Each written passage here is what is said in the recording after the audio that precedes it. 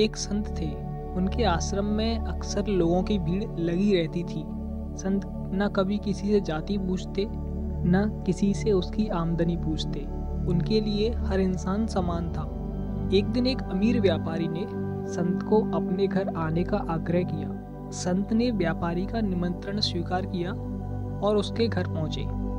व्यापारी के घर संत का अद्वितीय सत्कार हुआ।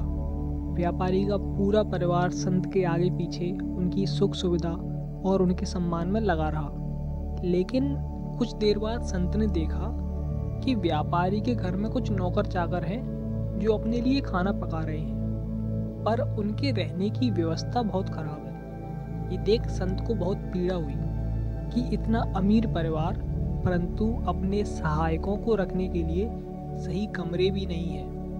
कुछ देर बाद संत भोजन करने बैठे। व्यापारी ने उन्हें कई प्रकार के पकवान परोसे।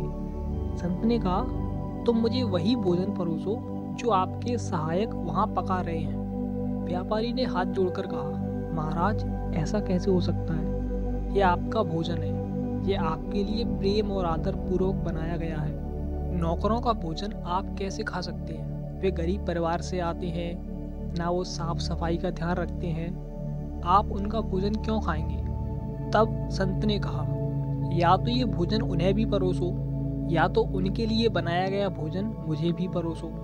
तुम्हारे पास यही दो विकल्प हैं, अन्यथा मैं तुम्हारे घर भोजन नहीं खाऊंगा। ये सुनकर व्यापारी ने तुरंत अपने नौकरों के लिए वही भोजन लगाने का आदेश दिया।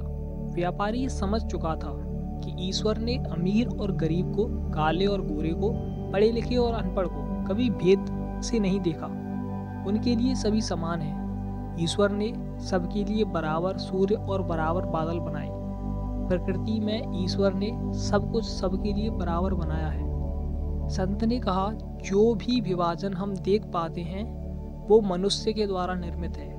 हम सब, चाहे मानव हो, पशु हो या पक्षी हो, सबके लिए ईश्वर ने बराबर प्रकृति का निर्माण किया है। उसने हमें एक जीव मात्र बनाया है। जीवों में भेद करना ईश्वर से भेद करने के बराबर है। तुम कितने भी पुण्य और कर्म कांड कर लो, साफ सफाई से रहो, हर दिन दान पुण्य करो, परंतु यदि मन में भेदभाव का मैल है, कर्मों में भेदभाव का पाप है, तो ईश्वर से मिलन असंभव हो जाता है। इसलिए सभी में ईश्वर देखो। हम सब के कार्य अलग अलग हैं, परंतु हम सब के अंदर वही आत्मा है जो परमपिता परमात्मा का अंश है।